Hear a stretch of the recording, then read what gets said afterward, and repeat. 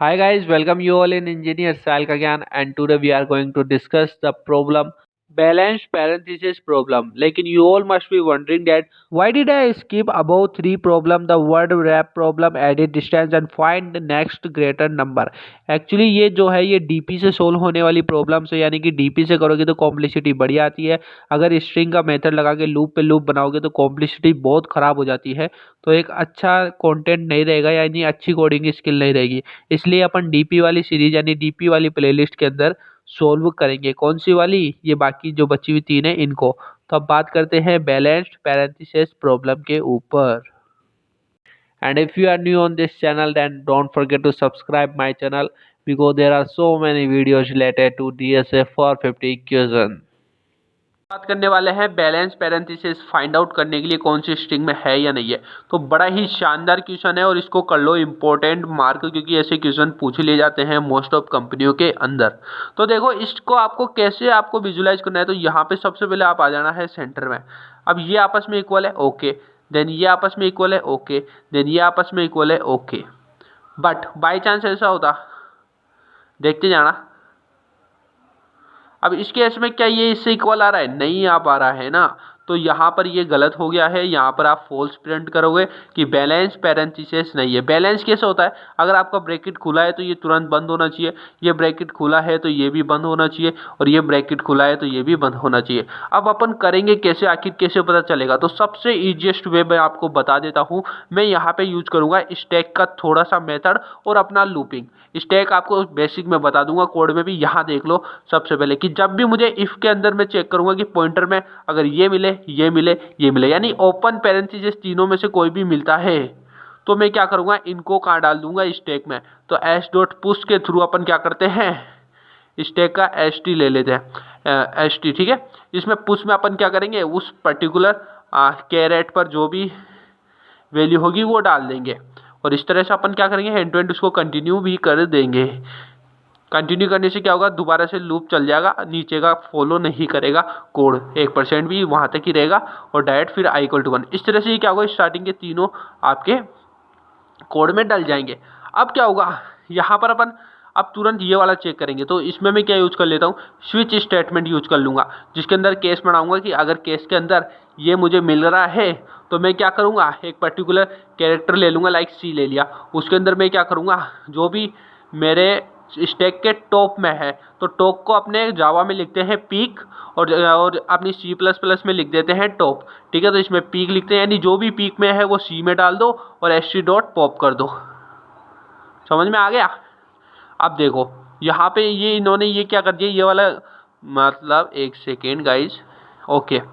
तो अपने टॉप में मैं बताता हूँ, ये अपना स्टैक बन रखा है, ठीक है, आपको पता है। अब इसने कहा है कि ये पैरेंथेसिस मिलेगा, मिल गया जो लेट सपोज, तो ये डाल दिया आपने सी के अंदर, ठीक है। एंड अब आपने इसने आपको क्या बोला है, ये पॉप कर देना है, तो ये वाला यहाँ से अब हट गया है, ठीक है। बट अब ये ओपन हुआ है तो यही होना चाहिए, ठीक है। लेकिन बाई चांस ऐसा हो कि आपका जो अरेंजमेंट है वो ऊपर ये था फिर ये था, यानी कि ये वाला था ही नहीं, और मैंने कहा है कि ये ओपन हुआ है तो ये वाला ही क्लोज होना चाहिए। अब आपने इसका स्टेटमेंट बनाया तो इसके अकॉर्डिंग ये होना चाहिए। बट क्या हुआ, अगर इन दोनों में से ये दोनों आ गए, तो अगर ये पैरेंथेसिस नहीं आया, कर्ली ब्रैकेट या स्क्वायर ब्रैकेट आ गया, तब क्या करोगे, इफ में केस डालोगे। अगर ऐसा होता है तो मैं रिटर्न में क्या करूँगा, यहाँ पर भी फॉल्स प्रिंट करूँगा कि मैंने पॉप तो कर दिया, लेकिन मेरे सी के अंदर जो पीक पे था, यानी कि जो टॉप पे था, वो वाला एलिमेंट नहीं था, यानी ओपन वो वाला ब्रैकेट नहीं था। लाइक इधर पैरेंथेसिस यूज करें तो ओपन पैरेंथेसिस वहाँ पे नहीं था, तो मैं रिटर्न कर दूंगा, यानी कि रिटर्न में फॉल्स दे दूंगा। अदरवाइज वो चलता रहेगा और यहाँ पे ब्रेक हो जाएगा। इसी प्रकार से एक केस किसका बन जाएगा, इसका एंड इसका बन जाएगा। तीन ही तो सिंबल है, और फिर इन सब के केस में आप बना देंगे। अब कोड देख लेते हैं। अब आपको क्या है, कोड बहुत अच्छे से समझ में आएगा। और लास्ट में क्या होगा, सारे हट जाएंगे ना भैया। अगर सारे हट जाते हैं तो अपना स्टैक क्या हो जाता है, एम्प्टी हो जाता है। अगर स्टैक एम्प्टी है तो ट्रू प्रिंट हो जाएगा। कोड देखो अब। तो देखो सबसे पहले क्या करा है, स्ट्रिंग ले ली, इसके बाद मैंने ये फंक्शन कॉल कर लिया है, स्टैटिक बुलियन ले लिया, यानी ट्रू फॉल्स रिटर्न कर देगा। स्टैक बना दिया है कैरेक्टर का, एक कैरेक्टर ले लिया है सी, जैसा कि मैंने बताया था। अब यहाँ पे एक फॉर लूप चलाता हूँ और इन तीनों के ओपन ब्रैकेट आते हैं तो उनको पुश कर दूंगा स्टैक के अंदर। स्टैक का क्या नाम है, एस ए, ठीक है। पुश कर दिया है उस कैरेक्टर को पर्टिकुलर को, कंटिन्यू कर दिया, और ऐसे करता करता क्या होगा, वो स्टार्टिंग के 3 ओपन वाले इसके अंदर चले जाएंगे जो जो इसको बिलोंग करते हैं। इसके बाद जैसे स्विच स्टेटमेंट आया और जैसे क्लोज पैरेंथेसिस आ गया, ठीक है, तो उसके अंदर मैंने क्या बताया था, C equal to C A dot P आ जाएगा, जो ऊपर है वो उसमें कैरेक्टर में चल जाएगा सी के अंदर, और वहां से पॉप कर दोगे। लेकिन क्या हुआ, जिस जो आपने पॉप किया है वो क्या एक्चुअल वही था जो आपने सीक में, तो यहाँ पर अगर ऐसा कुछ होता है कि जैसे ओपन पैरेंथेसिस नहीं था बाकी और कुछ था, तो वहाँ पे अपन फॉल्स प्रिंट कर देंगे, रिटर्न कर देंगे और बाकी ब्रेक लगा देंगे। ऐसे ही और केस बन जाएंगे बाकी 2 के लिए, जैसा कि मैंने इसमें बताया है। Similarly we will do for बाकी 2 के लिए भी यही करना है, सेम प्रोसेस हो जाएगा, ठीक है।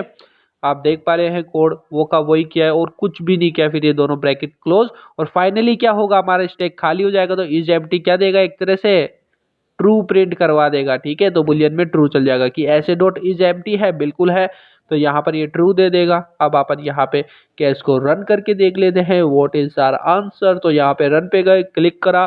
इंटेलिजी का सॉफ्टवेयर बहुत अच्छा है, आपको भी ट्राई करना चाहिए। इंटेलिजी का सॉफ्टवेयर बड़ा अच्छा है, अगर आप यूज कर रहे हो तो। नोटपैड पे कब तक करोगे यार, समझे। तो यहाँ पे देखो आंसर आ गया आपका ट्रू, जैसा कि मैंने कहा था। यार अपन तो गलत हो ही नहीं सकते यार, अपना कोड गलत होएगा क्या, इंजीनियर स्टाइल के ज्ञान का कोड गलत होगा क्या, नहीं होगा ना। Thank you so much for watching this video, आगे और भी वीडियो लेके आएंगे, ठीक है। लेकिन आप ये प्लेलिस्ट अपने दोस्तों के साथ, सभी के साथ शेयर कीजिए, क्योंकि आपके सपोर्ट की बहुत ज़्यादा नीड है, क्योंकि इन क्वेश्चन को करने में तेल निकल जाता है, फिर वीडियो बनाओ, एडिट करो, बहुत काम रहता है। आपकी डिमांड पे लेके आऊँ तो थोड़ी हेल्प आप भी कर दीजिए। थैंक यू सो मच, जय हिंद जय भारत, मिलता हूँ नेक्स्ट वीडियो के साथ में।